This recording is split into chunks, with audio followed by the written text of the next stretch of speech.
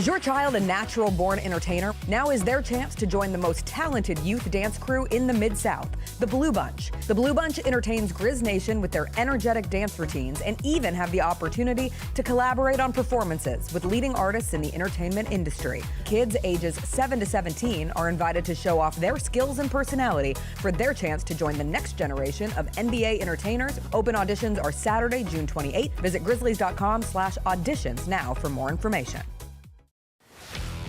Let's face it, there's a lot of trash talk in basketball, but the great teams let their performance do the talking.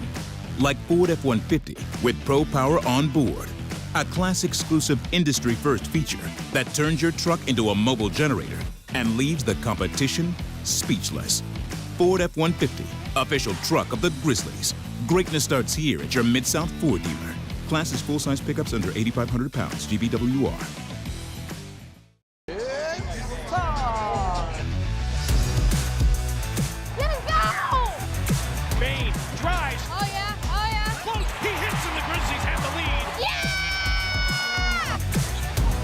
With a knockaway. Good defense. Durant attacking, spinning, hanging, and hitting. Let's go!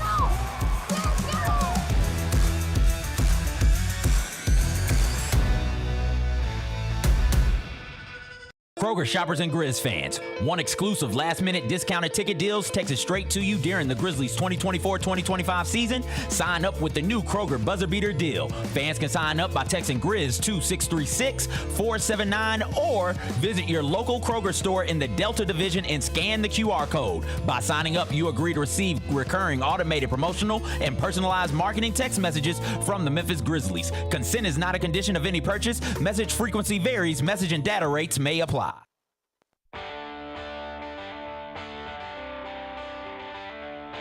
Live from the Built Ford Tough studio at FedEx Forum, it's the Gary Parrish Show, presented by Ortho South, on YouTube at Grind City Media and the official Grind City Media app. Now, here's your host, Gary Parrish.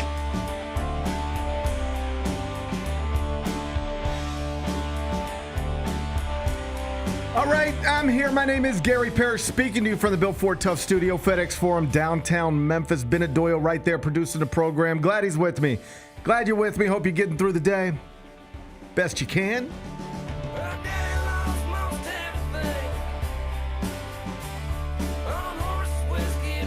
And I hope you didn't think we'd get any consistency from last night's NBA playoffs doubleheader, because we did not, at least in this way.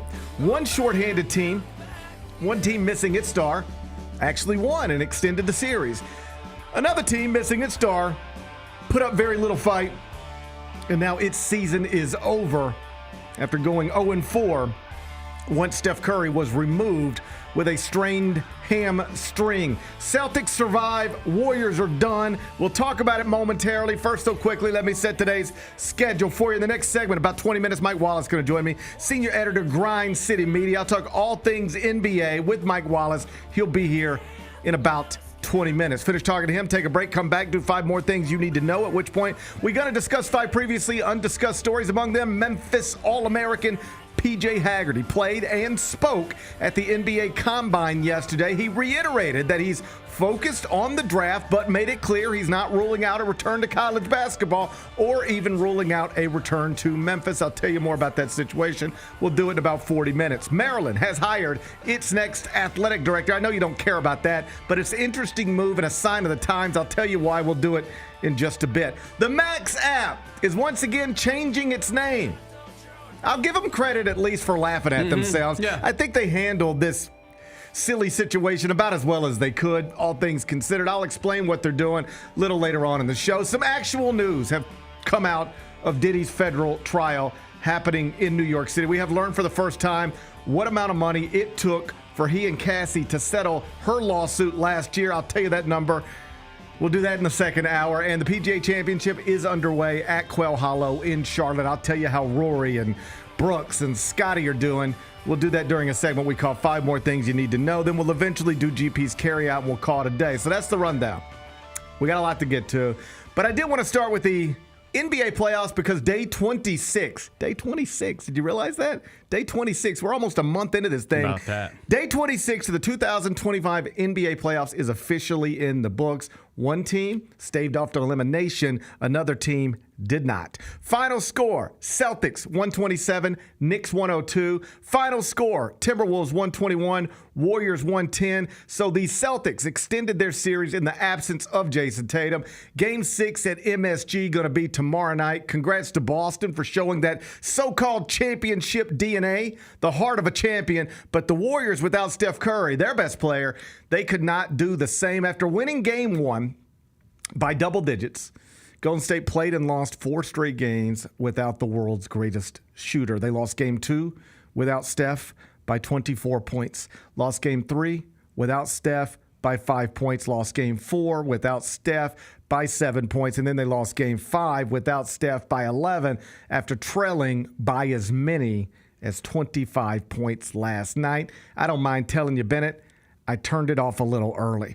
So Steph, Draymond, Jimmy, they're done. The Timberwolves are in the Western Conference Finals for the second straight year. Big Bet Bennett, it's good to see you on this Thursday morning. First question for you. Were you more surprised that Boston blew out the Knicks without Jason Tatum, or more surprised that the Warriors couldn't beat Minnesota even once without Steph to force a Game 6 that would have been played in San Francisco and likely with the 2-time MVP and 4-time champion back in the starting lineup? What surprised you more last night, that the Celtics could win without Tatum or that the Warriors couldn't win a single game without Steph? I think I'll say the Warriors couldn't win a single game without Steph, because with Boston, and I know I picked the Knicks yesterday, which that was with my heart. I know. I respect your heart. I'm not gonna judge you over your heart. I respect the man with a heart. Well, the Boston thing is, like, obviously they lost their best player, but they still have the Finals MVP from last year in Jaylen Brown, that's right. And that's one of the best rosters in the NBA. So I'm not surprised that they were able to extend that series. And I'm not that surprised about Golden State, but I thought they would have won a game without Steph. I did. I mean, yeah, you still got Jimmy Butler and Draymond Green. I know they don't have a lot of depth on that team, and that's something they're going to have to address in the offseason. But, yeah, I think that's the one that surprised me a little more. We'll get back to the Celtics. You've got it right there. Even without Jason Tatum, they still have the Finals MVP and 2 United States Olympians. Yeah, that's right. They still have the Finals in the starting lineup, or at least in the lineup, in the rotation. They still have the Finals MVP and 2 United States Olympians. They're not clearly what they are with Jason Tatum, but that's still a quality basketball team without Jason Tatum, and they were able to show that last night. I think that it's interesting because a lot's going to be made of what they do this offseason, because they're probably not going to have Tatum next year. Probably unlikely that they'll have him at all next year with his Achilles injury.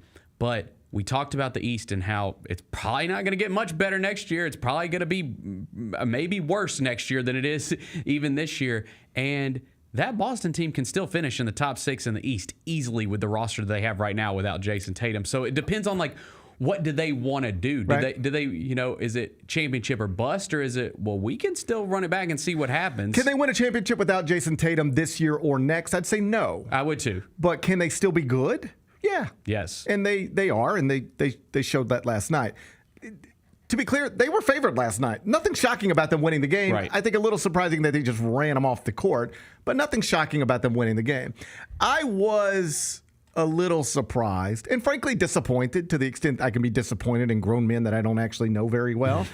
But, like, win one game if you're Golden State without Steph Curry, to give you a chance to get it back home and have Steph Curry. Like, don't go out with him in street clothes. Jay Williams, I thought, said it pretty well this morning on Get Up. Nobody asked Jimmy Butler and Draymond Green to win the war, right? It was just hold the line. Just, like, stay alive. Can you stay alive until you can get Steph back for Game 6? They couldn't do it. No.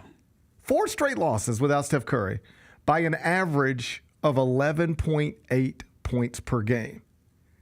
Like, that's... Clearly, you're not the same without Steph Curry. Should you be able to win one without him, particularly when 2 of those are going to be at home? Yes, because I think the whole point of going to get Jimmy Butler is to, and no one's saying Jimmy Butler's better than Steph Curry. He's one of the all-time great players, but it was more of like a running mate, so to speak, right? Like, you're not going to be able to, if you're the Warriors, probably rely on Steph Curry to average 30 points a game, in the playoffs going forward every year. You're going to have contributions from other guys. Jimmy Butler was supposed to be that guy. He did not have a good series. And it's probably true that even if you get one to extend it to 6, you still lose the series. That's probably true. Once you're down 3-1, you're probably losing the series. All right? That's what history tells us. But what would that building look like for a Game 6 in San Francisco with Steph Curry playing for the first time since Game 1? Right. I mean, wild. It would be on fire. Who knows how it would unfold? Maybe Anthony Edwards goes big. Julius Randle continues to be great. Steph is on the court but doesn't look like himself. He's clearly hobbled, right? But you don't know. Right. And then if you can somehow get that one at home, well, then you're in a Game 7 with your championship DNA, and the Timberwolves are feeling like, oh, my God, have we let this thing slip away? And you don't know. And that is disappointing. If I'm Steve Kerr, if I'm connected to that Golden State franchise, I am disappointed that my guys couldn't win one game without Steph. Yeah. Like, you didn't have to win Game 2. You didn't have to win Game 3. You didn't have to win Game 4. You didn't have to win Game 5. You needed to win one of them. Win one of them just to get us back home in a Game 6 with Steph Curry in uniform. Couldn't do that. Disappointing. And now people are starting to wonder, again, because this is what you do, about their so-called championship window, about the Warriors' so-called championship window. I saw former Grizzly Danny Green on TV this morning, and he said, in his opinion, the Steph, Jimmy, Draymond championship window is now closed. Do you agree with that? No, I don't agree with that. I think the rest of their roster is just not great. That's they didn't even want to play Jonathan Kuminga, and they had to lean on him heavily. These last couple games, and I just they're going to be in this situation where they're going to have to get creative. I think they could still win a championship with those 3 guys, but they're clearly going to have to improve that bench and the rest of that roster. Undeniably. Yep. Probably got to do something with Kuminga. Yep. If only because he hates the coach and the coach hates him. Right. And that's just not going to work. Whatever he's going to be, it's not going to be there. Right. Yeah. If it's going to be something good, it ain't going to happen there. Right. Like, they don't believe in each other anymore. You can't have 2 people working with each other. This is almost regardless of profession. But certainly in basketball, it's just very difficult once 2 important people have lost belief in each other, then somebody's got to go. And It's not going to be Steve Kerr, so it needs to be probably Kuminga. They do need to mess around the edges. They do need to get the rest of the roster better somehow, some way. And I'm certain they'll attempt that. But I'm not convinced that a Steph Curry, Draymond Green, Jimmy Butler core with the right pieces around them and proper health couldn't find themselves in position to compete for a championship again. And I understand, these guys have to go on TV and talk the same way I got to go on TV and talk, right? And so you get asked questions and you answer them to the best of your ability, and you got to fill the space with something. It just feels like we should have learned by now that talking about people's championship windows, you just end up looking stupid if you keep insisting that they're closing after every loss. You realize it was 4 months ago, people were saying that Steph Curry championship window was done in Golden State. And then they made one deal and people are like, oh, it's open again. It's back, yeah. And then Steph Curry gets hurt and it's closed again. Over, right. Like, what are we doing? Right. I just think it's silly to talk that way. He was also awesome before he got hurt. Yes. It's just silly to me to talk that way given how much we know.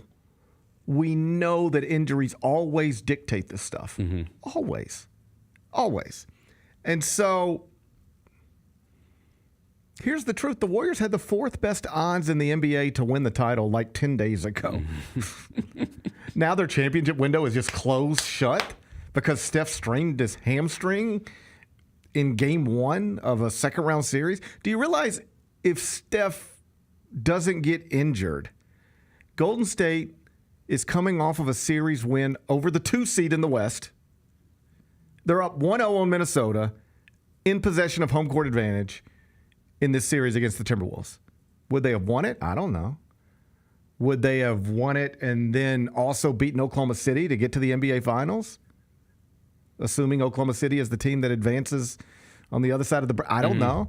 But It's not hard to imagine that, is it? No, and I mean, if Steph Curry never gets hurt, is it hard for you to imagine them beating the Timberwolves? No, and I mean, of course not. Even like you got to think they went on this big run. They weren't playing well before they got Jimmy Butler, and then they were playing quite literally like one of the best teams in the NBA. Yeah, and were able to get into that top 6. And so, what does it look like when they have a full season together? Like, are they a top 3 seed, and then is this more matchup based in the playoffs? Like, I just think there's so much left to play out with that to me. Here's the truth. Yeah. As long as Steph, Jimmy, and Draymond are all healthy, there's a chance. Yes. And if one of them isn't, there's probably not a chance. And that's the way this thing is going to go for a lot of different franchises. Do you understand this? Think about this for a second as we're talking about championship windows and are they open or are they closed? If Oklahoma City does not win the championship, they're the favorite. But if they don't win it, if like literally anybody other than Oklahoma City wins the championship at this point, it will be surprising. Yeah. It'll be a Denver team that just fired its coach, a Boston team that just lost its best player, or Minnesota, Indiana, or New York. Yeah. Those are the only options now. It's either Oklahoma City, the team that's been the best in the world all season long, or a Denver franchise that fired its coach, a Boston franchise that just lost its best player, or Indiana, New York, or Minnesota. What did those franchises' championship windows look like a month ago? Specifically, the franchises that look like they're going to advance or have already advanced to what amounts to the Final Four of the playoffs. So we're talking about Minnesota. Pacers, Knicks. There you go. And Thunder, yeah. What did they look like, championship windows look like a month ago? If I would have asked you a month ago, do you think the Pacers are in a championship window right now? No. Well, okay. Do you think the Timberwolves are in a championship window right now? Do you think the Knicks are in a championship window right now? No. Okay, but they all are. Like they're right here. Yeah. It's here. Did you have any of them in their championship windows right now a month ago? Probably not. My point is simple. The championship window talk is almost always silly because you never, or at least you rarely really know. Sometimes you look like you're on your way to a championship,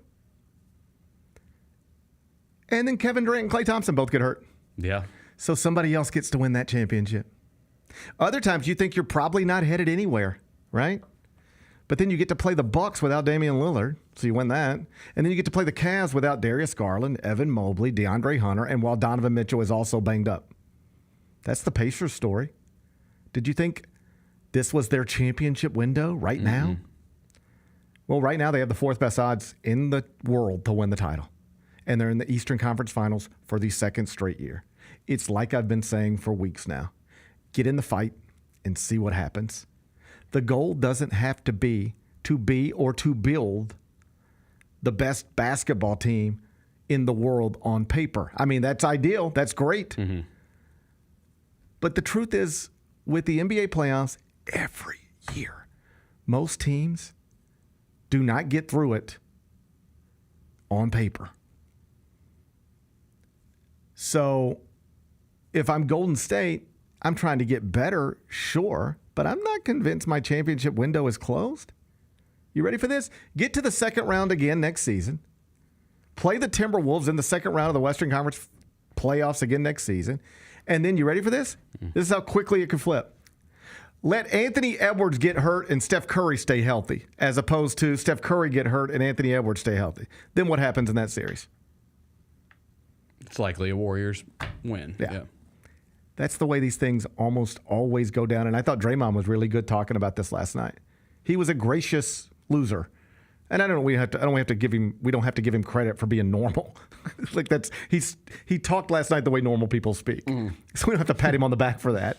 But I did think he spoke graciously and he was complimentary towards Minnesota. You know, people kept sort of putting questions up to him about what it was like to not have Steph and what it's like to have your season in without Steph. And he said, obviously, it's tough. This is not fun for anybody, but they beat us. And when you are in the playoffs, you don't apologize for anything. You play the people on the other side who are in the uniforms. They had their guys in uniforms. We had 5 guys in uniforms, and they beat us.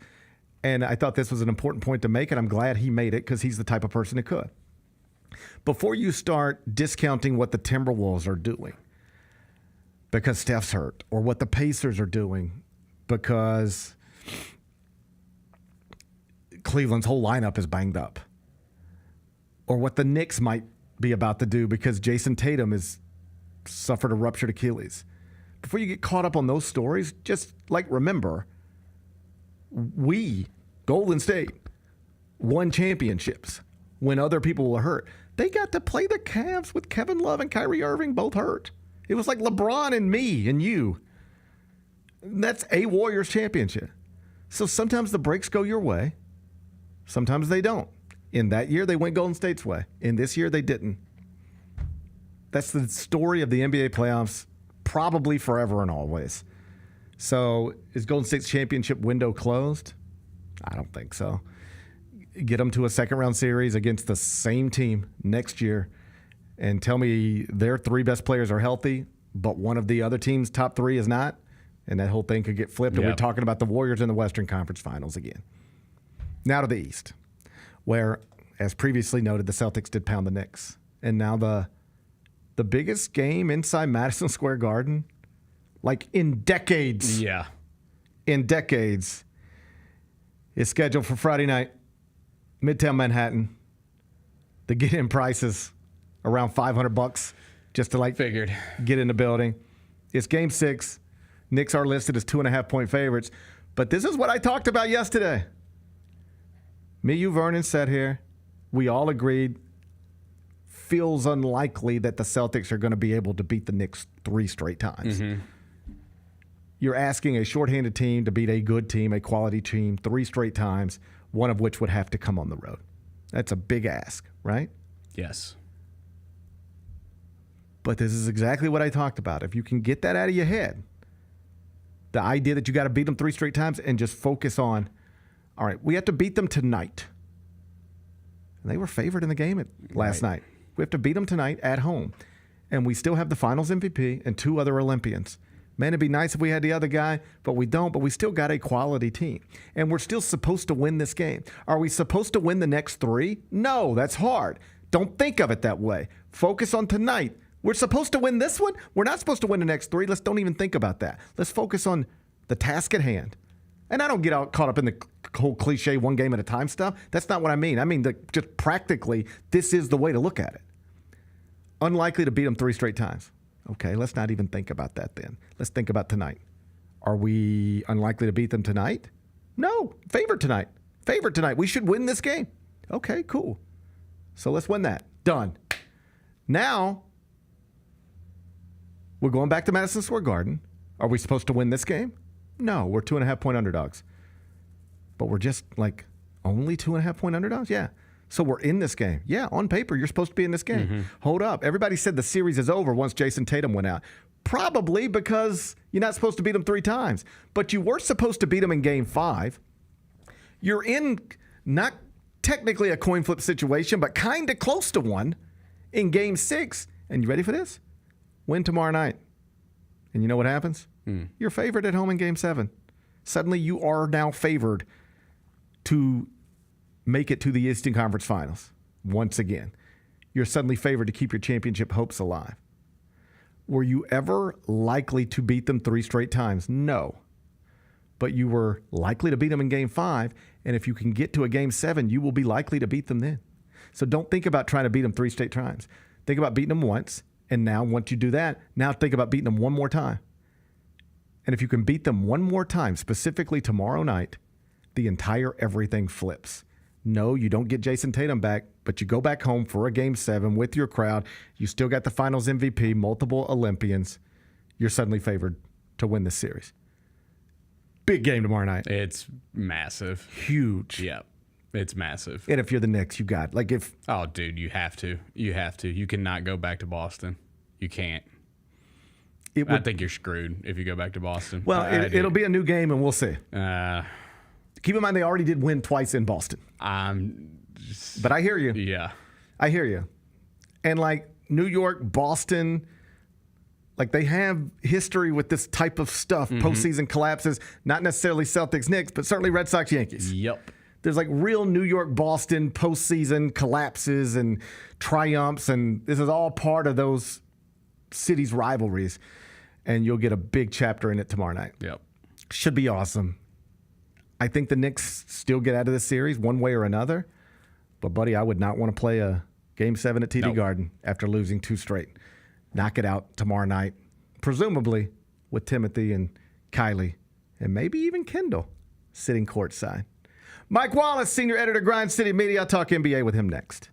Sonic Radio. Welcome back to Sonic RNDIO. That spells radio with me, the CIO. This just in, the new Sonic $1.99 menu lets you build a crave-worthy meal for just $1.99 an item. Whether that's a creamy shake, crispy tots, or a quarter-pound double cheeseburger. This just out. Ostriches. They're mean, not very cute, and in my opinion, way too big for a bird. Don't miss the Sonic Fun 99 menu. 5 items, always $1.99. Live free, eat Sonic. Tax not included. See menu for details. Creed. By overwhelming demand, the Summer of '99 tour returns. July 27th, FedEx Forum. With special guests 3 doors down. And Mammoth WVH. Tickets on sale now at livenation.com. Creed returns, the Summer of '99 tour. The First Ladies of FedEx Forum, the Grizz Girls, are known across the NBA for setting the standard for professional dance and entertainment, and they are looking for dancers to join their team for the 2025-2026 season. With the chance to gain professional dance experience and connect with the Memphis community, auditioning for the Grizz Girls is an opportunity you do not want to miss. Come show up at Open Call Auditions Saturday, July 26th at the Memphis Sports and Events Center. Visit grizzlies.com/auditions now for more information. 1, 2, 3.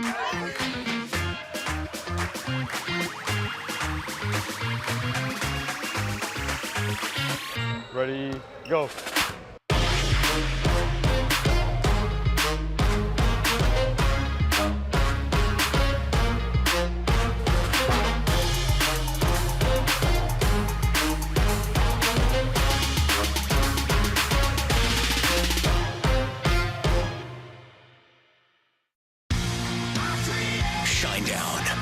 Dance Kid Dance Tour. Live in Memphis. FedEx Forum, Saturday, August 30th. With special guests, Bush and Morgan Wade. Get tickets now at livenation.com. Shinedown, live in concert. For more, visit shinedown.com.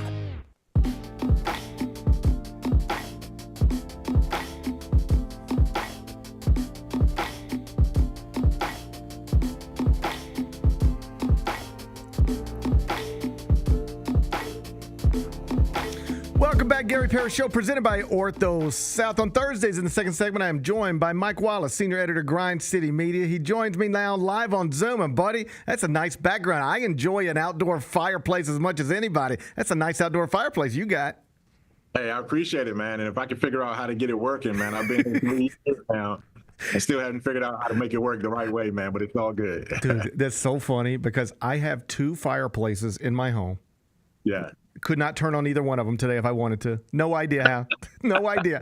It is amazing the stuff you got. You get these things, and it's like, oh yeah, that'll be nice. And then it's like, I don't even know how to use it. Like I have nice stuff at my house that I don't even know how to use. Fireplaces being among them.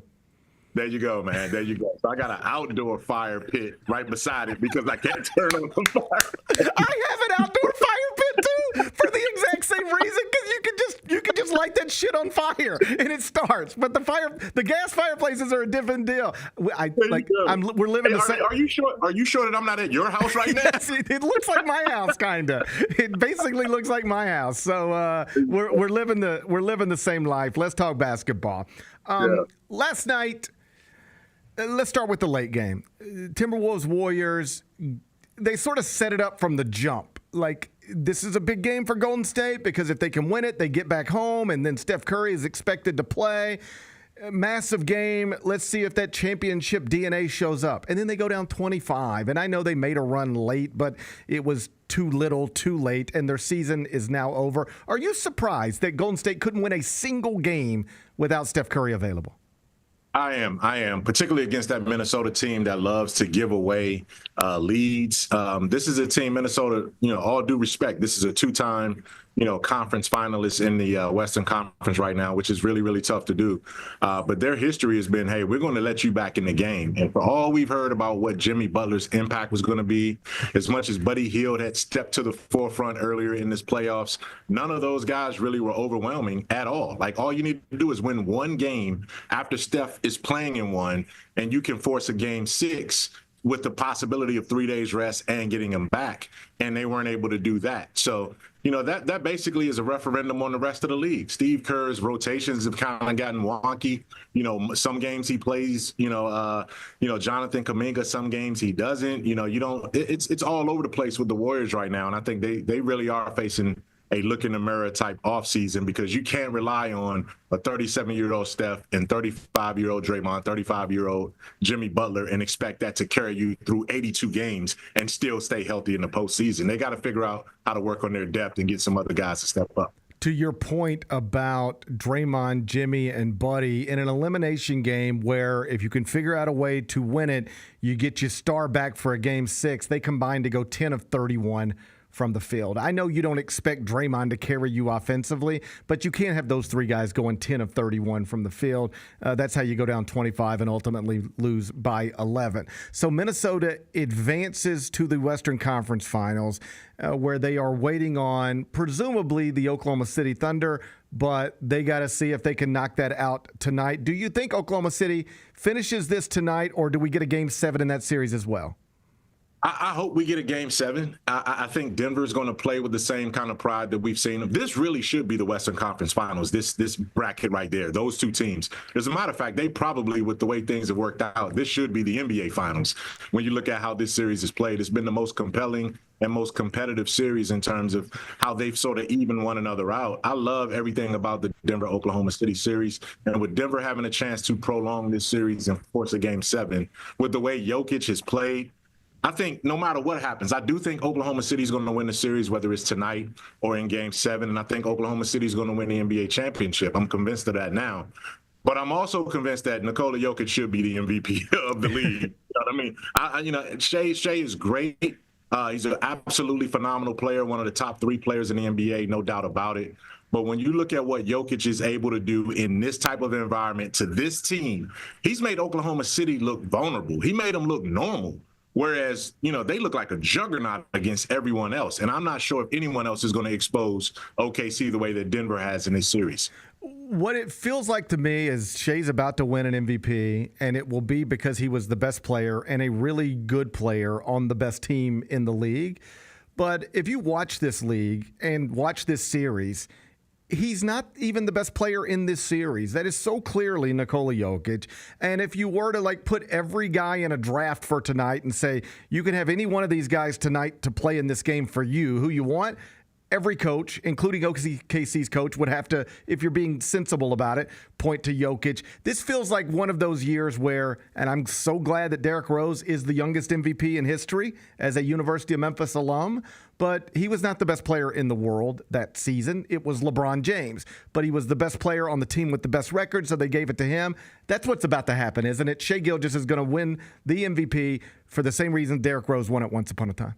And that's a great analogy right there. And I remember having a debate, even during that time. I was a voter for MVP that year. And I remember having a debate with John Hollinger, who was with ESPN as well. And really, it came down that year to Derrick Rose and Dwight Howard. Yeah. So they were really trying not to give LeBron another MVP for the same reason that this voter fatigue is happening to Nikola Jokic. And I went back and I said this, man, look. We probably going to look back and owe Jokic an apology for not giving him multiple and even more. But I understand, Kobe Bryant never got multiple, as many as Jokic has.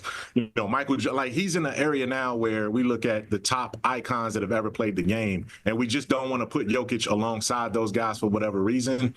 But his track record speaks for itself. And when he's playing the way he's playing right now, there's really nothing changed about the way he's played the last 5 years. So he probably should have won one the year that it went to Joel Embiid, and he probably should win one this year when it's going to go to SGA. Your point is well taken right there. Oklahoma City had the best record in the NBA. They have been the favorite to win this championship for a while. So there's always been some level of pressure there. Do you think with the way these playoffs have unfolded, the pressure has intensified? And what I mean is this. It's one thing if you're Oklahoma City and you're young and you're trying to do this thing for the first time and you end up in the finals against the reigning champs, the Celtics, and they just get you because they're a little older and they've been through it, and nobody will kill you over that. In fact, a lot of people would pick Boston to get past you, even if the betting markets had it the other way. But as we sit here in this moment, May 15th, 2025, the 1 seed in the East is gone. The 2 seed in the East is probably going to be eliminated, and even if they're not, they don't have their best player anymore. The 2 seed in the West is gone. The 3 seed in the West is gone. The 4 seed in the West, you're about to eliminate probably. You will be playing the 6 seed in the Western Conference Finals, and barring a surprise in the NBA Finals at this point, it looks like it would either be the 3 seed from the East or the 4 seed from the East. This has opened up for them in a pretty advantageous way. It does feel like if they don't knock this out and finish the job, they're going to look back on it with a ton of regret. They will, but I also say it the other way too. That underscores the level of parity that we have in this league. Like, it really is parity. Once you what happened with Cleveland, is the smoke and mirrors. And I think more so what happened to Cleveland is the wake-up call for Oklahoma City than anything that they're going to face in terms of a team in front of them outside of Denver. The fact that you can put 64-plus wins in there, dominate your conference, and still get bounced the way you got bounced, relatively healthy. Donovan Mitchell, yes, he's dealing with the ankle issue, but he was on the floor. Even when he got hurt in that game and didn't play the second half in the previous game, they were down 40 with him available. So there's no excuse for Cleveland. They just, for the second straight season, flamed out in the playoffs once they got there. Oklahoma City, I don't think this will discount anything that they're doing because they've been so dominant that you could put them in front of any team. And like I said, Denver is showing me something, but any other team, and they could say, look, we clearly have more depth. We clearly have more confidence in terms of what we're doing, and they'll take their chances. They're the best defensive team in the league. They're the most clutch team offensively when it comes down to what they're doing in the fourth quarter, and they just are a juggernaut. And I wouldn't discount no matter who they match up with. I wouldn't discount it. And I was thinking about this. You guys talked about it last segment. That ticket in Madison Square Garden where the get-in is $500, man. I'm sitting there thinking there are a lot of people out here that can't remember the Knicks ever being in the NBA Finals, right? Like, they weren't, the last time they were in the NBA Finals, OJ was running from the police on a, like, think about that. That was that long ago, 1994, right? And then, they got back in, I think, 99 and played the Spurs or whatever, and they didn't get over the hump in that situation. But it's like, when they make it this far, it does mean something in the league. And this is why you get all the Knicks nostalgia, and even players who may have played a half a season for the Knicks show up in Madison Square Garden acting like they were career-long Knicks. Like, that annoys me more than anything from that standpoint. You know what I mean? But it's all good. It does, just like you turn on the TV, and all these arenas are going to look great at this point in the postseason. But you turn on the Oklahoma City game, and that arena, it just looks like an Oklahoma City crowd and whatever. But you turn on Knicks game, and it really is like there's Stephon Marbury, there's Amari Stoudemire, there's Timothy Chalamet, there's John Stewart. Like, it looks like a big deal. And tomorrow night they will have an opportunity, and I didn't realize this until I heard it somewhere else. They will have an opportunity tomorrow night to close out a playoff series at home for the first time since 1999. It has been more than a quarter century since they have done what it is they are expected to do tomorrow night. And I won't ask you if they have to do it, because obviously they don't. If they lose it, they will have the opportunity to play a Game 7 in Boston. But you really don't want to go back to Boston and play a Game 7, do you? Having come off of what would be 2 straight losses. If you can knock this out tomorrow night, you'd be smart to knock it out tomorrow night. Yeah, you have to. If you're the New York Knicks, go ahead and take care of business. This is basically this is your NBA Finals. I don't know if they would get any more joy in terms of straight up competition knocking off the Boston Celtics, the vaunted Boston Celtics, a team that swept you during the regular season and sunned you in all 4 of those games and made you feel like you weren't even deserving to be on the court with them. This is the team you're going to beat right now. And that's going to be more joy than probably what it's going to feel like right after if they were to win beat Oklahoma City or Denver or whoever, or Minnesota. So this is the game. This is the one game where you could say, we either are going to be champions if we win this game, or it's going to all go completely to the wayside if we don't. I think those makes the stakes what they are in that game tomorrow night. Before I get you out of here, one last thing. I was asked this question yesterday, and my answer was, I think it depends on how the rest of this season unfolds. And the question was this: will Oklahoma City try to get involved in the Giannis Antetokounmpo sweepstakes? And on one hand, you clearly should, because he's one of the best players in the world. He's still only 30 years old. He is everything you would want the face of a franchise to be. And if you can get a player like that, you should be interested in trying to get a player like that. On the other hand, Oklahoma City is expected at this point to win a championship with this roster that is in place. Does that matter to you? And what I mean specifically is this. You can get involved in the Giannis thing if you want to. You've got the young pieces, the draft capital, everything you need to get involved in this, you can get involved in it. If you don't win a championship, in my mind, it's so much easier to do than if you do win the title, hold the parade, and then start breaking up a thing that you just watched do the thing you were trying to do all along. Should that matter? Does that matter? That absolutely matters, and that underscores the greatness of Sam Presti and how he sort of insulated this organization from having to get desperate and having to make a move. They're one team. They're probably the only team in the NBA that can say, nah, we don't need Giannis. Pass. Because look at this. You have Chet Holmgren still on his rookie scale contract, right? You still have Jalen Williams, an all-star, still on a manageable rookie scale extension type contract. You hadn't even had to pay those 2 guys yet, and they're your second and your third best players, and they happen to both be under 25 years old, right?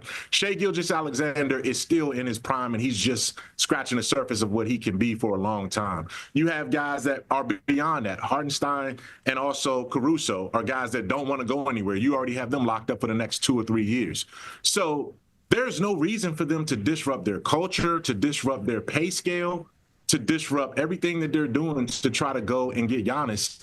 And then it becomes a championship or bust situation anyway, except you have now a player making more than Shai Gilgeous is probably going to make, and you're going to have to acquiesce to sort of how he plays and putting the ball in his hands. If I'm Oklahoma City, I pass. I don't need it because I probably have the team that can beat his team no matter where he ends up at anyway. I don't get into that if I don't have to. Certain teams and markets have to, but when you're the Indiana Pacers or you're the Oklahoma City Thunder and you're doing it with this depth and in these small markets, once you get the formula right, don't mess it up star chasing if you don't have to. That makes sense to me. That is Mike Wallace. He is on X/Twitter at @MyMikeCheck, @MyMikeCheck. You can check his work, grindcitymedia.com. You're the best, buddy. I appreciate you being here. I'll see you soon.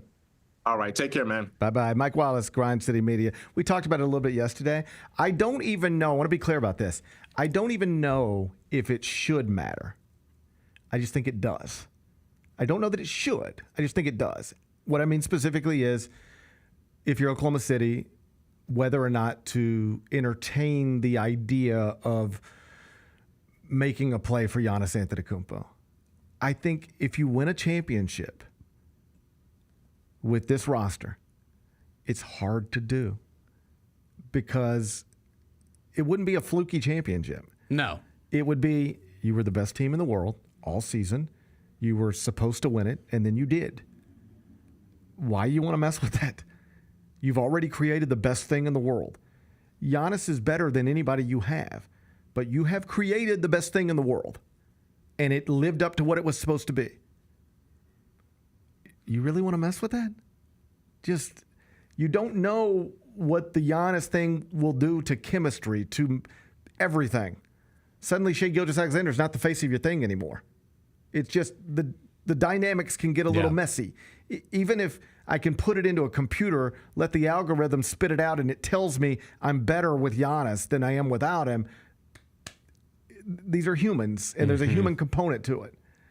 I think if you actually run through this thing and do it, it becomes hard to get involved in that. I think so too. But if you do lose the next 2 to Denver, you go out in the second round, or get eliminated by Minnesota, or eliminated in the NBA Finals by definition, a team that's not supposed to beat you, then I think you can start to go, okay, a lot of people said it wouldn't be good enough, and it wasn't. We didn't get this done.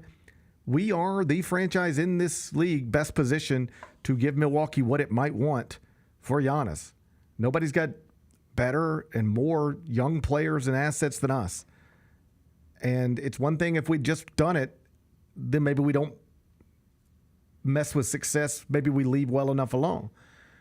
But if you don't finish this Denver series or win the next one or win the whole thing, then it frees you up to at least take an honest look at everything.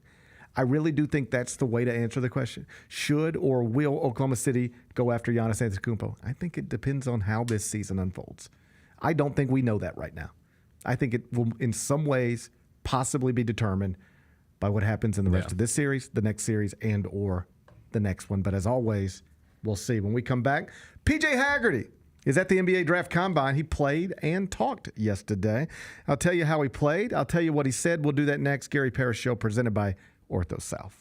Grizz Nation gets set for tip-off 1 hour before every Grizzlies home game with the warm-up show. Get the latest news, notes, and analysis live from courtside at FedEx Forum. Who's going to be the tougher team that rebounds and prevents second-chance opportunities? Join me, Lang Whitaker, along with Michael Wallace, Jessica Benson, and other personalities from Grind City Media, Memphis, and around the NBA. 1 hour before every home game, live at Grind City Media on X, YouTube, and the official Grind City Media mobile app. Have you always dreamed of entertaining on the biggest stage in Memphis? The Claw Crew is looking for members to join their team for the 2025-2026 season. Claw Crew members are hardworking, high-energy entertainers who assist Grizzlies home games by hyping up the crowd and much more. Not only do they support the Grizzlies on home games, but also promote in Memphis and across the Mid-South. Open auditions are Saturday, August 9th at FedEx Forum. Visit grizzlies.com/auditions for more information and to register today. The Grizzlies, grannies, and grandpas have the right moves and are currently looking for new members to join their team for the upcoming season. These soulful seniors are a fan favorite group throughout Grizz Nation. You do not have to be a grandparent, but you must be at least 50 years old with personality, rhythm, and passion for performing. If that sounds like you, then we want to see you on Sunday, June 29th. Visit grizzlies.com/auditions for more information.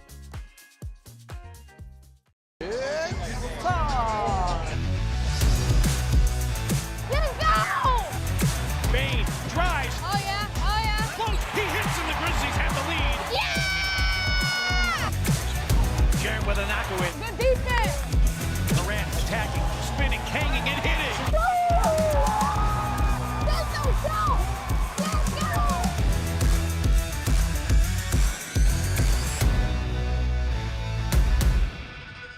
Kroger shoppers and Grizz fans, want exclusive last-minute discounted ticket deals texted straight to you during the Grizzlies 2024-2025 season? Sign up with the new Kroger Buzzer Beater deal. Fans can sign up by texting Grizz to 636-479 or visit your local Kroger store in the Delta Division and scan the QR code. By signing up, you agree to receive recurring automated promotional and personalized marketing text messages from the Memphis Grizzlies. Consent is not a condition of any purchase. Message frequency varies. Message and data rates may apply.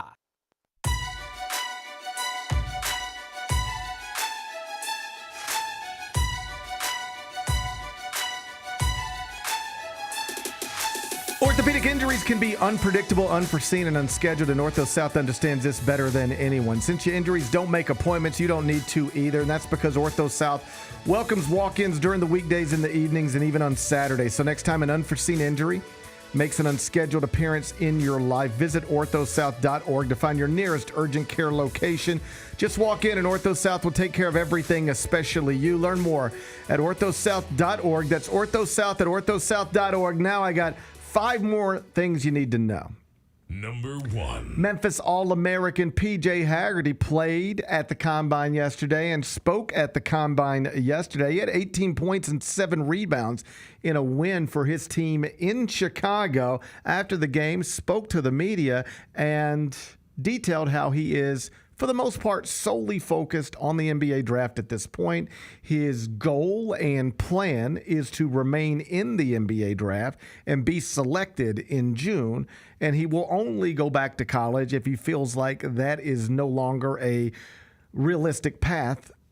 And if he does come back to college, though he does not want to return to college, if he does, in fact, come back to college, Memphis remains a possibility. How you feel about all that, Bennett?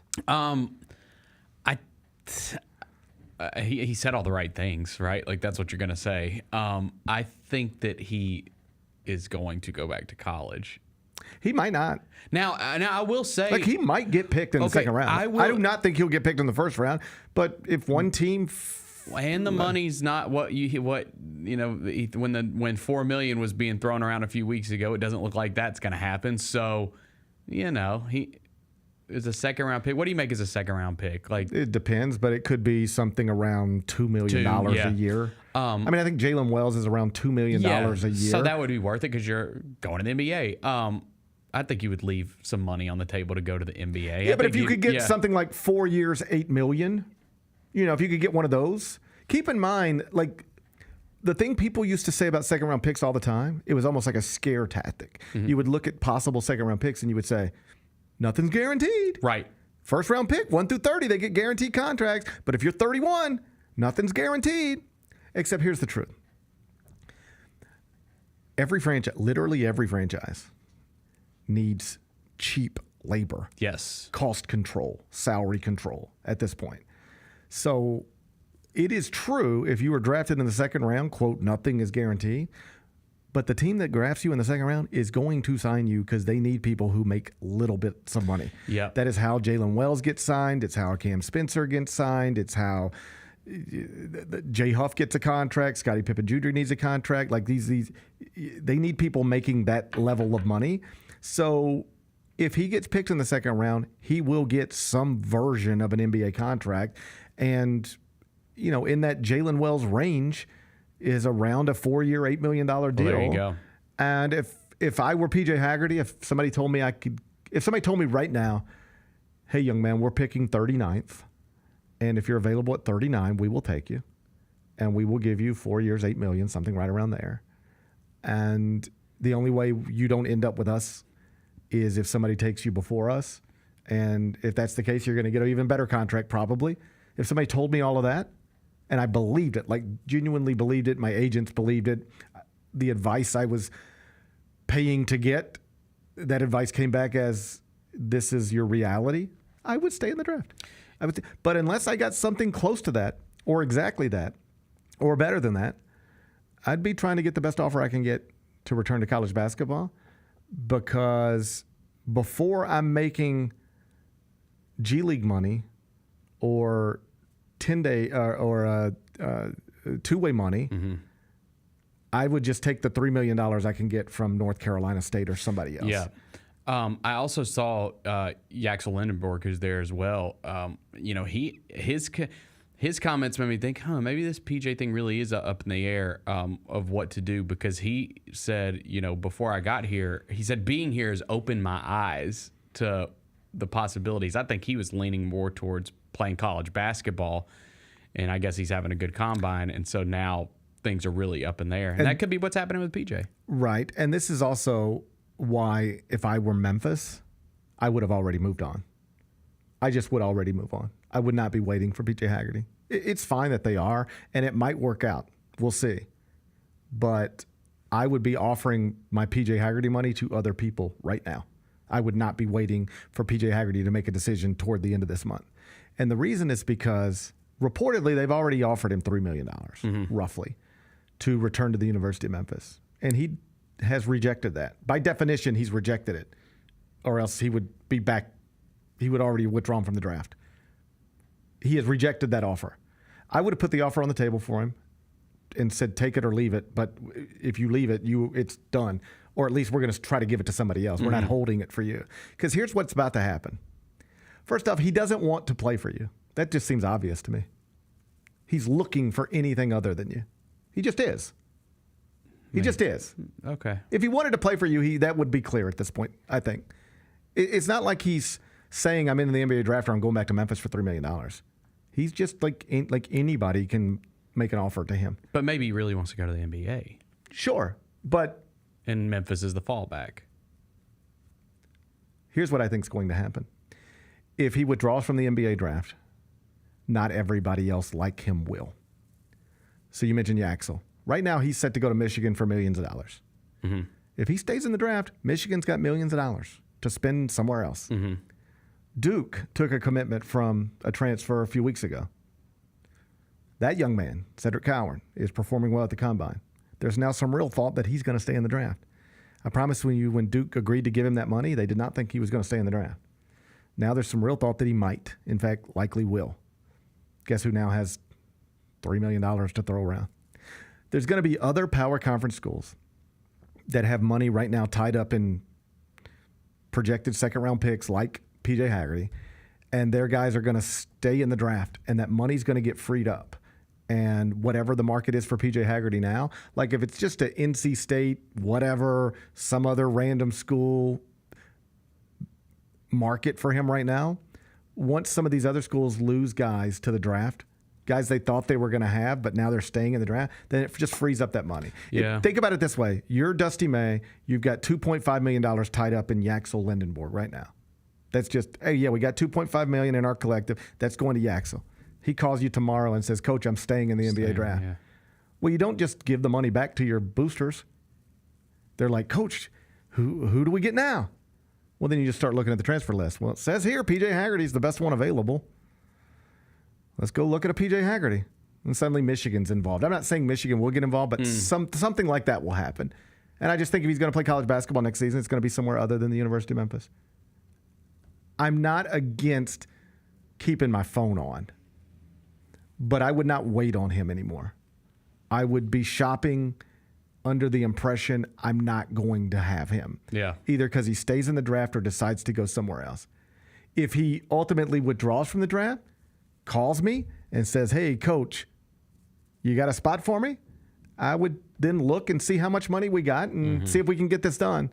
But I would not wait to continue to roster build while I'm waiting on P.J. Haggerty to make a decision. If I were running the Memphis staff, I would say we're going shopping with our Haggerty money, and if we spend it before he reaches back out to us, well, then that's just too bad for him and possibly for us, but we're not waiting on anybody anymore. If he wants our money, he can take it now. If he doesn't want to take it now, we're going to try to give it to somebody else. Maybe nobody else of quality will take it, so it'll still be sitting there if he wants it someday. But if we can give it to somebody else we want now, we're going to do that right now. That's the way I would be handling this. In the meantime, we'll see how the next couple of weeks unfold. The deadline to withdraw from the NBA draft, May 28th. Number 2. Maryland hired a new athletic director this morning, made it official. And I know that doesn't matter to you or most, but I do think it's a sign of the times and a lesson for just anybody who covers or follows college athletics. Do you know who they hired? Who? A man named Jim Smith. You know where he's from? Where's Jim from? The Atlanta Braves. Oh. The days, not entirely, but largely, the days of just having your retired football coach or retired baseball coach or retired basketball coach or retired tennis coach run your athletic department, that's just about over now. I mean, that used to be the way like at Oklahoma State, they'd have like the tennis coach. Mm-hmm. He'd retire from coaching tennis and he'd be the athletic director. And then at Mississippi State, it'd be like the baseball coach, softball coach. It doesn't like just at Ole Miss right now, it's just a former basketball player, Keith Carter. Mm-hmm. And Keith's great. But more and more universities are looking at people like this who have worked in professional franchises, who have worked on the business side of things. Because these are multi-million-dollar businesses now. Mm-hmm. In some cases, like a Big Ten program, that's a $100 million business that you're running. You're just going to hand that over to like a guy who used to coach football? Right. You need to hand it over to a businessman. Yeah. Like, my very first radio show was the Jeff and Gary show, me and Jeff Calkins. I remember the Jeff and Gary show. We owned that show. We got an LLC and the whole thing. Mm-hmm. We were going to get so rich off of it. You know what we found out pretty quickly? We can both write. We can both talk. Neither one of us can run a business. Neither one of us know how to run a business, how to sell, So it was a terrible business. We worked for nothing, or at least it felt like we were working for nothing. I'm not a businessman. I know how to do this. I know how to do this. I don't know how to run a business. I would not be good at, you ready for this? I would not be good at running the University of Memphis athletic department. I think I would be capable of consulting on some big decisions, but do I think I could run it on a day-to-day basis? No, because I've never run a business, because I'm not comfortable doing the things that successful business people do. Ask for people for money. I'm not comfortable asking people for money. I would be terrible at running that type of business. But you know who wouldn't be? Somebody who's been running businesses. Somebody who's been running a professional sports franchise. And so going forward, you're going to see more of this than you've ever seen. Like, I'm not saying people with traditional college sports backgrounds can't become ADs or even be great ones. But not surprised to see Maryland looking outside of college athletics completely. Now, this guy has worked in college athletics before, but more than that, you know where he's worked? Major League Baseball, MLS, other professional sports franchises. He knows what professional sports looks like, and given that college sports now is more or less professional sports, seems smart to have a man or woman with that kind of background, and Maryland seems to agree. Number 3. So, the Max app. It's gone. We got a name change. What's going on? It's going back to HBO Max. And I'm fine with it. But, like, stop making me update my apps on my Apple TV. I had the HBO Max app. Then I tried to click on it one day. It said, this don't work no more. You got to get the new app. So now I got a Purple Max app on my TV. And apparently now I'm going to have to get rid of my Purple Max app. Yeah. And go back to an HBO Max app, which I acknowledge ain't the biggest deal in the world. But, like, let's figure out what we want to be. What do we want to be? Did you ever call it Max? Yes, but only out of respect. See, and I have massive respect for the brand as well. It's one of my favorite platforms, but I always called it HBO Max. It was always HBO Max to me. It's like Twitter. A little bit. How long has Twitter been X? Like 2 years? It's been a while now, right? It is very similar. Everybody calls it X. Everybody calls it Twitter. Or at least the people that were on it before it became X still call it Twitter. So I'm glad you brought that up because I wasn't going to. Yeah. But it is a perfect comparison. HBO, changing HBO or HBO Max to Max, eliminating the most recognizable thing you got, which is HBO. Right. Nonsensical. Just like. That's your brand. Just like, you know what your brand is on social media? Twitter. Yes. Twitter. X is not a brand. When you say X, even to this day, 100% of people's minds do not go to X. They don't know what you're talking about. Yeah, it's not what, but yes. Hey, did you see that on X? No. What? Huh? What is X? Huh? Twitter. Okay, yeah. When I say HBO, what do you think of? There's only one thing you think of. Right. For your whole life. They had built this incredible brand where when you said it, there is one thing you think of. HBO. We've all grown up with HBO. We've all had it basically our whole lives. You ready for this? Then they discard that and make it Max. We're now going to call what everybody calls HBO, we're going to call it Max. We're going to call it the lesser of our two premium channels. HBO and Cinemax were the two big ones we grew up with. HBO was the bigger by far. Why would you combine them and then name it the inferior one? Because the thought process was, well, because we're adding all these other brands to that weren't HBO brands. Like we're adding the stuff from TNT. Who cares? It doesn't matter. You still had a brand. HBO was the brand. You ready for this? When I say Max, what do you think of? Just name associate. Just like if this were Family Feud and it was like, and we asked 100 people, what did they think of when I say Max? What do you think of? It's like a person. Max Scherzer? Is it Max Headroom? Yeah, right. Is it maximum capacity? Right. There's like a million different places your head goes with Max. It's not automatically clear to you what Max represents. Max could represent, if I said, did you see Max today? You might think I'm talking about a person or an app. You don't know. But if I said, did you see HBO today? You know exactly what I'm talking about. If I say, did you see X today? X, like my ex-wife, my ex-girlfriend? What do you mean, X? But if I said, did you see Twitter today? You would know exactly what I mean. Why would you disregard HBO, the thing everybody recognizes, and change it to Max, the thing that is just confusing? That makes sense. Do you know what the actual explanation is? I read about this last night, and this makes the most sense to me. And it's exactly like what happened with Twitter. One guy who had power to convince people to change it just put his foot down and said, I think we should change it. And he had all these reasons. He said, I think we should change it to Max for all these reasons. And all the data suggested it was wrong. And everybody else in the room disagreed with the guy. But this guy was powerful and pushed it through. And that's how they changed it to Max. Sound similar? Yes. No consultant, nobody who knows anything about branding would have told Elon Musk he should take this established brand of Twitter and make it X. Nobody would have advised that. Bad for business.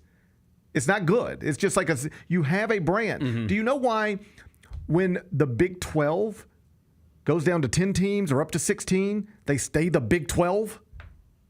They don't get caught up on the details. It's the brand. The brand's important. Big 12 is important. Everybody knows Big 12. We're not going to go down to Big 8, Big 17, Big 13, Big 4, We're not going to change it Big 12's the brand. We're not messing with the brand. So it doesn't matter how many teams are in the Big 12. Big 12's the brand. Big 10, same thing. Yep. Do you know why they don't change it? Because the brand is the Big 10. It doesn't matter how many. Why was it initially called the Big 10? Because there were 10 universities. But we're not going to change the brand every time we add schools or lose schools. The brand's the Big 10. The brand's the Big 12. The brand is HBO. The brand is Twitter. Why do you change those things? Reportedly, it's just ego stuff. It's just ego stuff. Yeah. You ignore all the data, you ignore all the consultants, and you get caught up in I think this sounds great. I think this sounds great and looks cool. Okay, but you're damaging your brand. And so they go back to it. Now they will go back to exactly where they were. HBO Max. And it's an improvement. And they laughed at themselves yesterday. It was good, yeah. They handled it well. It looked like, okay. Remember when all of you told us we were stupid for changing our name from HBO to Max? Or from HBO Max to just Max? You were right. You were right. Let's laugh at ourselves and let's switch it back. So shout out. Twitter, take note. But Twitter, take note. And this is simple stuff. This is just simple branding stuff. You just have to, it's just simple branding stuff. Yep.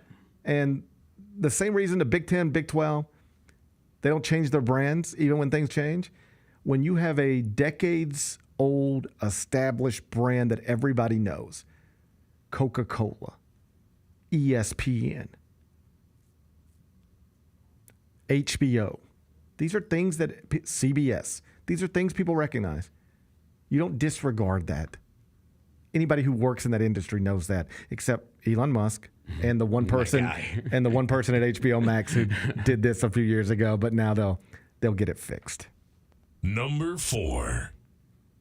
We have actual real news, legitimate news. Yes. Legitimate news. Okay. Coming out of the Diddy trial. And the legitimate news that came out of yesterday's testimony. What's that? Is Cassie, his ex-girlfriend, was asked under oath how much she received for settling her lawsuit with him. If you remember, this is where this all came to a head. She filed a lawsuit, and less than 24 hours later, he settled it. And the amount of money had never been disclosed. But under oath yesterday, she was asked that question, and she answered it. How much money do you think Cassie got to settle her lawsuit with Diddy? $8 million. 20. Damn. $20 million. $20 million. And apparently she was asking for 30. They negotiated to 20, and she took the settlement. And then he got federally indicted anyway, and so all this stuff comes to a head. It's just bad. Nobody's out there feeling bad or sympathetic towards Diddy, I don't think. I hope not. I don't think so. I don't think so. I hope not. But that's a tough break when you pay $20 million really to keep somebody quiet, and then they get subpoenaed, and next thing you know, your little non-disclosure don't work so well no more. It's a tough situation. Yeah. Tough situation to find yourself in. Bad day for Diddy yesterday. I don't know if you saw everything, but it was a bad day for Diddy. I saw the TMZ headline, and this was an actual TMZ headline that someone accused him of having a Tootsie Roll penis. That's a fact. I don't know if it's a fact that he I has saw it. It was on TMZ. You saw Diddy's penis? No. I saw the accusation that it looked like a Tootsie Roll. I mean, that's the actual headline. Yeah. The TMZ headline is this. I'll read it to you. Okay. Accuser. Diddy raped me with Tootsie Roll-sized penis. I'll be honest, when I read that headline, it didn't compute correctly in my head. And I was like,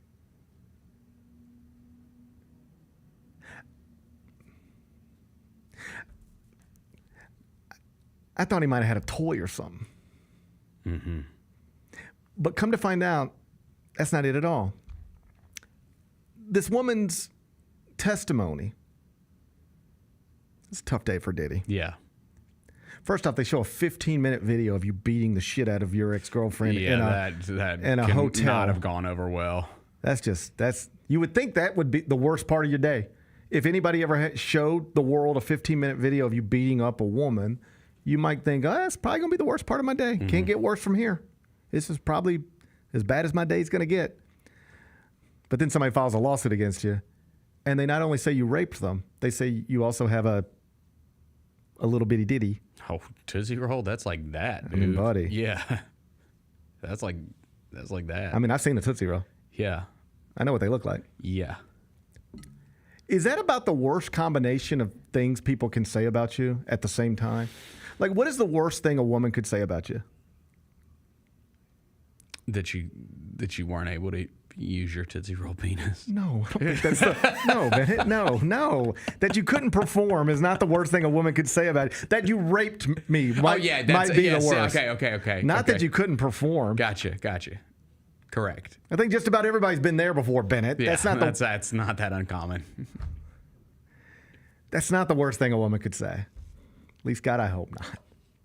The worst thing a woman could say I don't even want to get into a conversation about what are the worst things a woman could say about please. it. But I think this is fair. I think you'd agree with this. Among the worst things, on the list of worst things a woman could say about you, is that you raped me. Yes. That's got to be on the list. Yes. All right. So that's a bad thing to hear. Mm-hmm. You don't want to hear that. And oh, by the way, like Diddy had to hear it from 2 different women yesterday. Yep. It's a bad thing to hear about yourself. Even worse when it's like this, because here's what the woman actually put in this deposition. Here's what she said. I was terrified when I realized Diddy was going to rape me. But then I saw his Tootsie Roll-sized penis, and I was like, hey, which is a weird place for your mind to go, I admit. But just, here's what I know about men. Nobody wants to be accused of rape, and nobody likes to have their penis called small, whether it is or not. Accurate. You know? And he got hit with both these things yesterday. Hey, buddy, you raped me, and your ding-a-ling's like a Tootsie Roll. That's a tough day. How long is this trial supposed to go? 8 to 10 weeks. Damn. I know.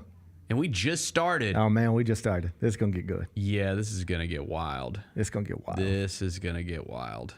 Okay. I mean, I can't read enough about it. I read everything. I know. I read stuff 3 times. I just don't see. There's no way he's beating this. You say that. Yeah, that's true. You say that. I will say, I have, in all seriousness, read legal opinions, legal analysts. I don't care much about the TMZ comments. Those people are just as dumb as I am. Right. I have found myself Googling, what do legal analysts who are following every word actually think? And there's no consensus out there. And I think if you were a betting man, you would just bet he's going to be found guilty of something serious because, that's the way federal cases tend to go. Yeah. But they did offer him multiple plea bargains in advance of the trial, and he turned them down every time. So they were willing to settle.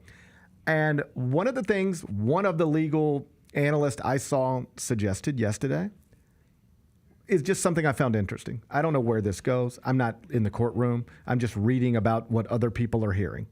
I'm third-hand information, every bit of it. But what some legal analysts have said, this is what I saw yesterday, was they are doing a tremendous job of proving that he is a terrible person.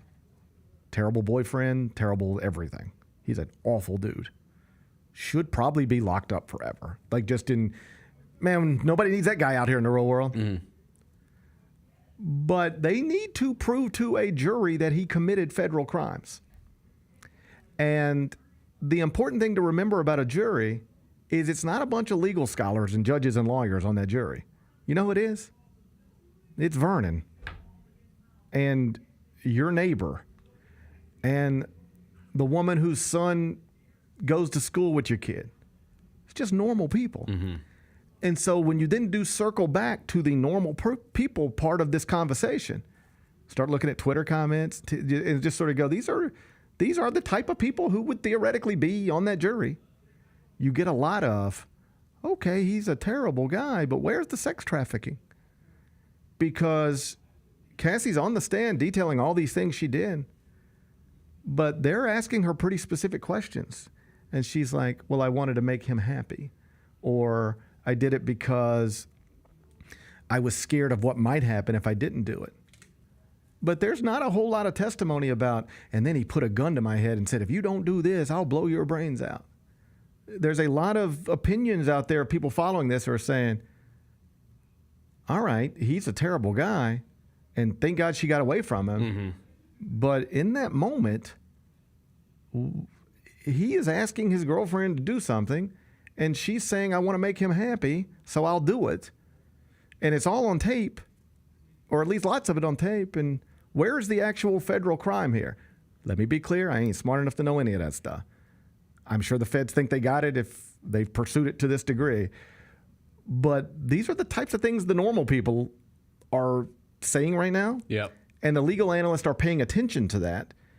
And then you start looking at a jury and going, if all these people on social media have these questions, is it reasonable to assume that a juror is going to have a similar question? That's a fair point. I don't know where here's what I know.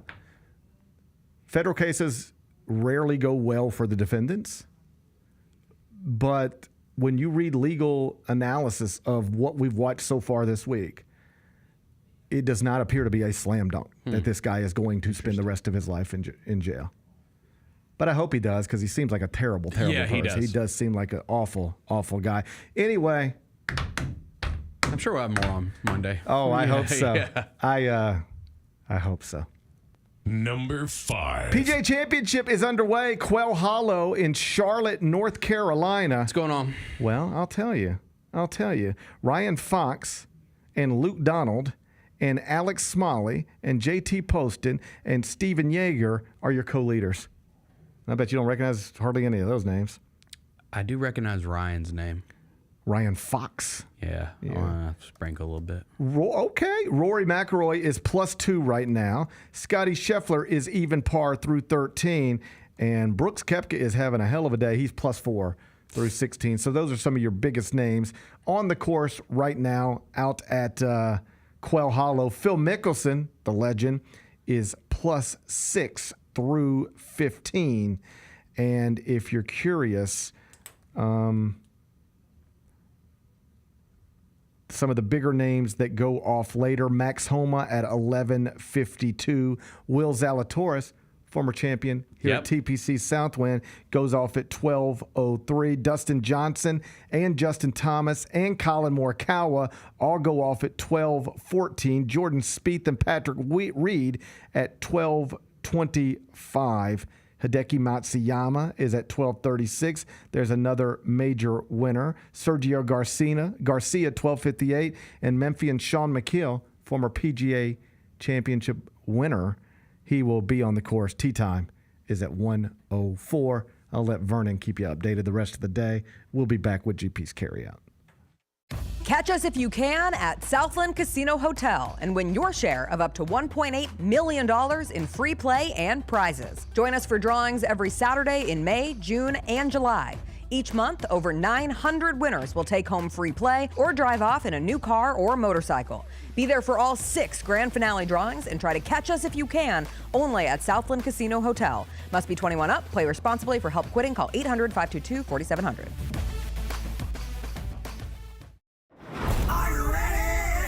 Creed. By overwhelming demand, the Summer of '99 tour returns. July 27th, FedEx Forum. With special guests 3 doors down. At Mammoth WVH. Tickets on sale now at livenation.com. Creed returns, the Summer of 99 tour. You've seen the Grizz line jamming on the court and rocking out on Beale Street, and this is your chance to join the best drum line in the NBA. Grizz line entertains Grizz Nation at home games and events in the Mid-South through their impressive techniques and energetic shows. If you have experience in drumming and marching and love entertaining, Grizz line is the perfect opportunity for you to combine percussion and performance. Open auditions are Saturday, August 9th at FedEx Forum. Sign up today by visiting grizzlies.com/auditions. 1, 2, 3.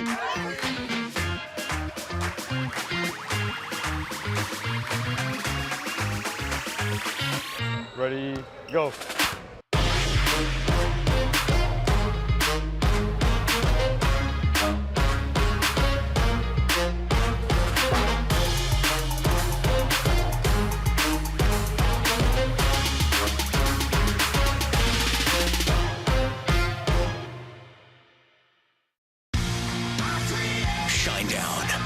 Dance Kid Dance Tour. Live in Memphis. FedEx Forum, Saturday, August 30th. With special guests, Bush and Morgan Wade. Get tickets now at livenation.com. Shinedown, live in concert. For more, visit shinedown.com.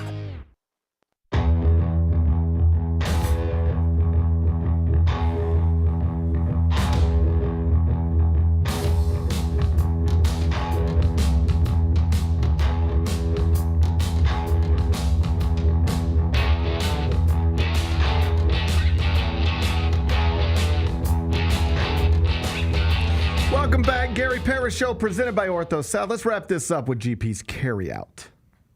It's time for GP's Carryout. One final segment filled with stuff to take with you. It's not everything you need to know, but it's most of it. What did we learn today? Whole bunch of stuff, but we mostly focused on the NBA playoffs. We had 2 more games last night. One team staved off elimination. The other one couldn't quite do it. Celtics beat the Knicks by 25 to force a Game 6 for tomorrow night inside Madison Square Garden. They won despite the absence of Jason Tatum, who a day prior had surgery to repair a ruptured Achilles. Then in the nightcap, the Warriors could not do what the Celtics could do without their best player. They lost by 11 after trailing by as many as 25. So after winning Game 1 with Steph Curry, they lose Game 2, 3, 4, and 5 without Steph Curry. Their season is over. I mentioned earlier today, I saw the folks on Get Up this morning contemplating the reality of Golden State's so-called championship window and whether it would remain open heading into next season. Danny Green, former Grizzly, among others, suggested that he did not think it was. And I just think that's a silly place to plant a flag, given the way we know the NBA playoffs play out every year. Like, if the 2 series that still need to be decided are decided in the way that appears most likely right now, the final 4 teams in these NBA playoffs will be the Oklahoma City Thunder, the Minnesota Timberwolves, the Indiana Pacers, and the New York Knicks. A month ago, you would have called only one of them a real championship contender. You could have taken all the smartest NBA people you know, TNT, ESPN, CBS, you name them.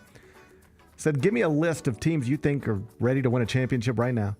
And Oklahoma City would have been on everybody's list. I don't think Minnesota would have been.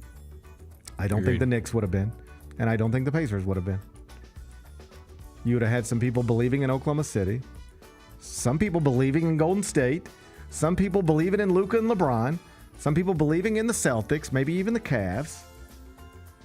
But I think 75% of the teams that are going to be in the Final Four of the NBA playoffs were probably teams that most people didn't think were, quote, championship contenders a month ago. And they're both here. And I mean, those 3 teams are here. And they're here in part because of the misfortune of other franchises.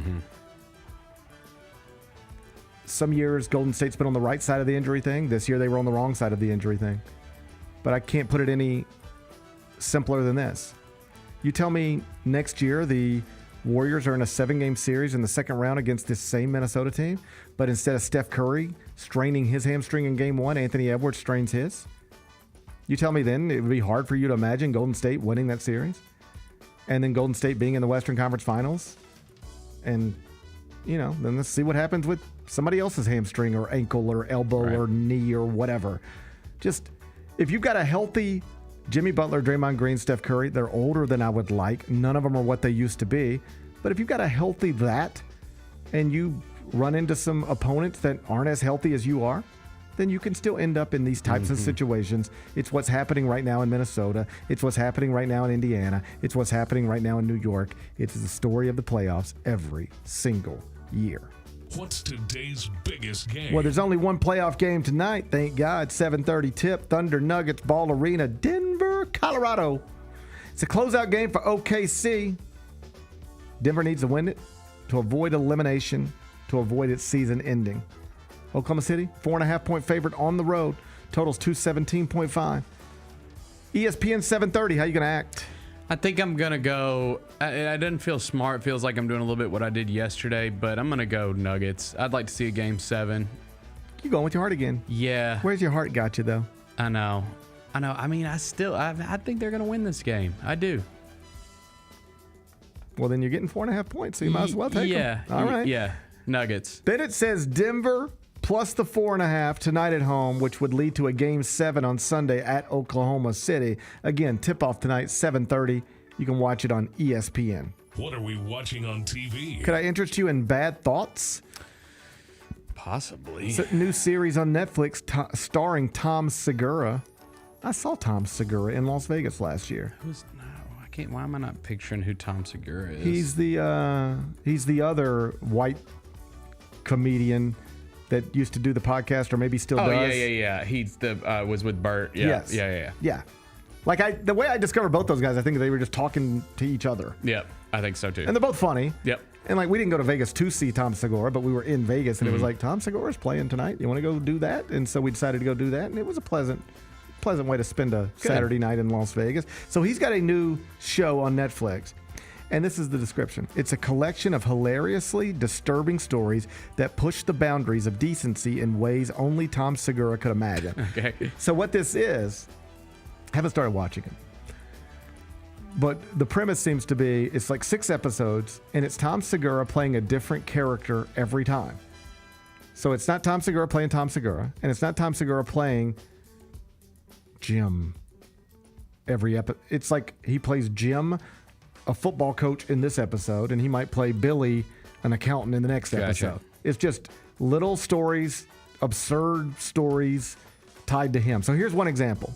One vignette, they call them vignettes, centers on Tom being a global country music star who, after losing his creative drive, resorts to kidnapping his fans and forcing them to live in an impoverished town. Once in that town, he compels them to reveal their most personal and traumatic experiences in hopes of finding inspiration for a new hit song. Okay. That's random. So it sounds like you just get really high, think of the craziest thing you can think of, and then try to turn it into a little 30-minute show. That's interesting. Maybe I'll check it out. Maybe we'll check it out. It's streaming right now on Netflix. It was top 5 among new shows. What's the best thing we've read? I don't know if it's the best thing, but I did update my mock draft over at CBSSports.com after the lottery was finalized earlier in the week. No surprise, I have Cooper Flagg going number 1 to the Dallas Mavericks. And Dallas, by the way, has acknowledged, or at least they've made it clear to sources, they're going to execute the pick. They're not trying to get involved in the Giannis thing, a Kevin Durant thing. They're going to execute the pick. They will bring Cooper Flagg to Dallas. So that is done. If you're looking for some places where I'm out of line with other mock drafts, I got Trey Johnson from Texas going as high as number 3. I've got Carter Bryant from Arizona as a lottery pick, even though he was a little used role player at Arizona in his one season in the Big 12. And my argument there is just, as you continue to watch these playoffs and see the value of switchable 3-and-D wings that can guard their position and make shots on the other side. Everybody wants one of those. Everybody needs them. The Knicks are probably about to go to the Eastern Conference Finals because they got at least 2, maybe 3 of them. You won't spend. You're always so hesitant to look at a guy like that and spend a top 10 pick on him, top 5 pick, because you're like, yeah, but is he going to be anything more than a role player? And you know what happens? Then Mikal Bridges becomes the best role player in the world, and you know what you do? You give up 5 first-round picks to get him. Mm-hmm. Why not just spend 1 first-round pick on a guy who could be that guy? And that's Carter Bryant, 6'8", great defensive instincts, can make a shot. He's got a long ways to go. He's young and little used, but he at least fits the description of what it is every franchise is looking for. I've got him higher than most. Cam Jones from right here in Memphis, I've got him going 30th, so the last pick of the first round. You can read the whole mock draft. It's at CBSSports.com right now. What's on tap for tomorrow? We're out of here tomorrow. We're not going to be here. We got a nice email. Oh, man, it was the best kind of email. They're doing work around here. Yeah. A lot of work. I saw the word generator. Yep. I saw the word Wi-Fi, internet. We need both those things to operate. We're going to need a generator to do the show plus Wi-Fi, and we're told tomorrow everything's going to be spotty, so we ain't going to be here. No. Jessica Benson's not going to be here. Neither is CJ. And me and Ben are not going to be here. And then Vernon and Rose are dead. Nobody else going to be here either. We're taking the day off. We're going to take Friday off. Is that okay with everybody? It sounds good to me. I got stuff to do. I might go get my real ID. Okay, Bennett. That sounds like a good day to do it. Yeah. Yeah. I got stuff to do too. I mean, I already have a real ID, so I don't have to do that. Yeah. But I got other stuff I'm going to do. So let's do some stuff tomorrow. Okay. Let's do some stuff tomorrow, and then, we'll come back next week, and we'll see where we're at. Sounds good to me. So enjoy your Friday, and then enjoy your weekend. I'm going to try to do the same. And we'll meet back here Monday at 10. Till then, be careful, be kind, be good. Rep your hood.